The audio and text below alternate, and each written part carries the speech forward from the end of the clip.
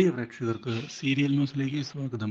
കൂടുതൽ സീരിയൽ ന്യൂസുകൾ അതിവേഗം ലഭിക്കുന്നതിന് ഈ ചാനൽ സബ്സ്ക്രൈബ് ചെയ്യുക. ബെൽ ഐക്കൺ മറക്കാതെ ക്ലിക്ക് ചെയ്യുക.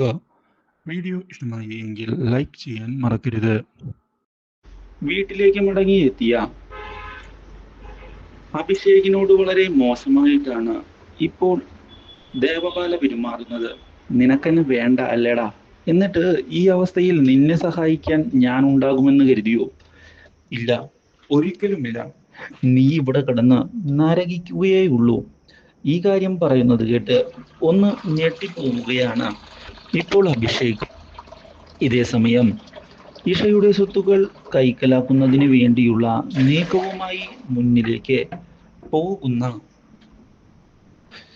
രാഹുലും കൂട്ടരും പുതിയ തന്ത്രങ്ങൾ ആവിഷ്കരിച്ചിരിക്കുകയാണ്. ഇഷയെ ആദ്യം നമ്മുടെ കൂടെ നിർത്തണം, എന്നാൽ മാത്രമേ കാര്യങ്ങൾ വർക്കൗട്ട് ആവുകയുള്ളൂ. പക്ഷേ ഇഷയാണ് എങ്കിൽ രാഹുലിനെ കണ്ടതിനെ തുടർന്ന് ഇനി മുതൽ നമ്മൾ തമ്മിൽ ഒരു ബന്ധവുമില്ല എന്നുള്ള നിലപാട് സ്വീകരിക്കുന്നു. അപ്രതീക്ഷിതമായ ഈ കാര്യം തിരിച്ചടിയായതിനെ തുടർന്ന് എന്തു ചെയ്യുമെന്ന ചോദ്യം ബാക്കിയാവുകയാണ്.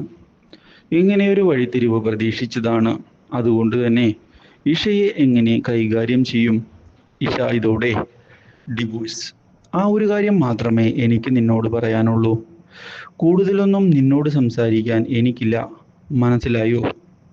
ഇത് കേട്ട് രാഹുൽ ഒന്ന് ഞെട്ടിപ്പോവുകയാണ്. ഇല്ല, ഡിവോഴ്സ് നൽകാൻ ഞാൻ ഉദ്ദേശിക്കുന്നില്ല. അത് നീ എന്തൊക്കെ പറഞ്ഞാലും ശരി, ഡിവോഴ്സ് അത് നിനക്ക് ലഭിക്കില്ല. അത് ഞാൻ നേടിയെടുക്കാം.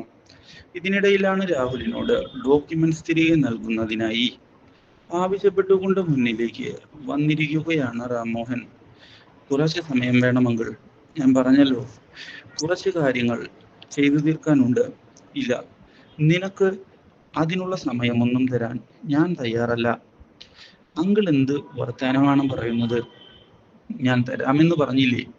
ആ, ഇഷ വന്നാൽ നീ തരാമെന്ന് പറഞ്ഞു. ഇഷ ഇപ്പോൾ ഇവിടെ ഉണ്ട്.